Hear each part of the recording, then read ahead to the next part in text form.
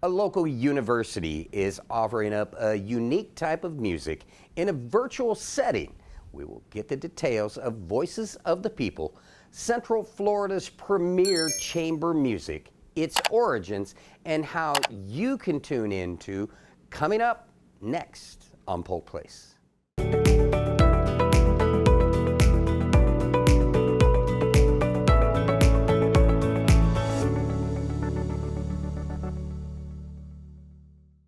Welcome to Polk Place. I'm Brian Lacey, and joining me in studio, probably one of my favorite interviews over the years here on Polk Place. Derek mentioned he is a professor at Polk State College and creator of Voices of the People. Welcome back. Thanks, man. Thanks for having me. Always good to see you. Great to see you always, man. See, I don't get to see you in person, so I got to follow you on Facebook. Well, things could be worse, Brian, okay? Let's not complain. And I'm telling you, at home, look him up. Derek mentioned. Incredible cello player, philosopher, and just all-around entertaining guy. Follow him on Facebook, and honestly, he's a great guy to know, and man, always good to see you. You too, my friend. You too. So, Voices of the People, we're back. We're back. But new and improved lemon setting. Yeah, limited setting. I mean, I guess we could say it's improved. It's more like we're surviving the weirdness that is COVID and the aftermath. But yeah, this is our second virtual season, Brian. We had season 9 was really great. We had some wonderful guest artists, and we're going to have another season, a little bit shorter. We're going to have 5 episodes, and what it is, it's little mini interviews, getting to know, and as I call it, you know, the artists behind their artistry, and then we'll have a snippet of them playing either chamber music or mostly solo stuff, just getting to know an intimate portrait of each of these artists, who are wonderful artists, one and all, but they're very different from one another, you know? When we say chamber music, when we did the first interview, I came out the first show. Yeah. Met some cool cats. Yeah. Explain to the folks what chamber music is in a setting where it's not COVID, and what it's going to be in a setting where it's virtual. So chamber music means music for the chamber. Back in the day, you'd have, I don't want to go too much into history, sonata decades and all that stuff, but you could have symphonies that would play in larger spaces, and then you'd have quartets and string trios and piano trios that would play in smaller chambers. Yeah. So that's where we get the term chamber music from. And what it is without COVID is it's wonderful. It's what it should always be, and it's coming back slowly. You get musicians from 2 to 9 or 12 people, however many, to a chamber orchestra. You can do that in a smaller room, right? And the nicer way to do it, I like black box settings where the audience could be right up close and personal with you, and you sit down and there's this cycle of information the artists give to the audience. The audience hopefully is receptive, and there's this cycle. You feed the audience, they feed you with their rapt attention and their inspiration. It's just the greatest feeling. Now, with virtual performances, you have to sort of simulate that magic because you can't see the people you're playing for, so you have to channel all of your energies into the music, right? Even harder, Brian, is when, and I'm not going to do that. I had to do this a lot. When you do a string quartet, the cellist is in Portland, one of the violinists is in Oklahoma, the other one's in and then how does that match up? Well, it's rough. You have to send it ideally to an engineer or a mixer, or one of the artists can do it, and they have to like sort of splice off or trim down the length of the different portions and then match them up. Oh wow! But your reverb isn't going to be the same. I can't stand it. Yeah. Not only that, you don't have the electricity of your peers that you can make eye contact with and shape phrases with. We had to do the best we could do. I remember doing the slow movement of the Rachmaninoff Sonata, which the pianist has more notes than you can imagine per beat. And she was in, was it Arizona or was it, I think, no, it was Dallas, Texas. Yeah. And I'm in Winter Haven, Florida. And, you know, I played my part, sent it out to her, she matched it up. And it worked, but it's very challenging. So with us, I make it a little bit more simple on everyone. Easy for the viewer to watch it, easy for us to put together.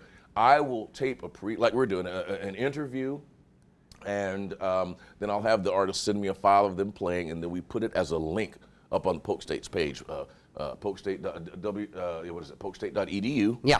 And then you look up Voices of the People, and there will be links to these different performances. Very simple. So Very you're not nice. going to be playing with them on these, or? No, mine is April 20th, called Conjuring and Manifesting. Those who can channel with me. Yeah, that's cool. Yeah. So I will be talking about my role and what I do, and sort of channeling the musicians I bring to the table when I'm on stage. Yeah. But also talking about other musicians and how they channeled energies from the cosmos or the muses, wherever they got it from. I'm going to play, one of the things I'll be doing is playing the Alaman from the 6th solo Bach suite, and start talking about this otherworldly vibe that this movement has. It's sort of, I'm going to try to explain it from my point of view. Yeah. So yeah, but anyway, that's what they are, Brian. Short interviews, and then the second snippet will be them performing little mini concerts. Who are some of the people we're featuring? So that's exciting.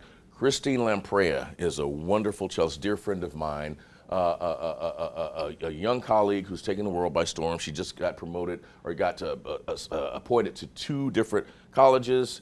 I think they're both in New York, but I'm not sure. But in any event, she's a dynamite cellist. And what's amazing about Christine, she brings all this fire and energy, and it's just this passionate playing, and she plays in tune as if she's from some other, like never deviates. Like I'm like, how does this happen? She's amazing. So she's going to be talking about her climb to great success. Damon Coleman, another cellist. So we got 3 cellists. This guy is like talking to a Buddhist monk. He's like the greatest listener in the world. And like Marvin the Paranoid Android from Hitchhiker's Guide, he's got a mind the size of a planet. So we're going to talk with Damon.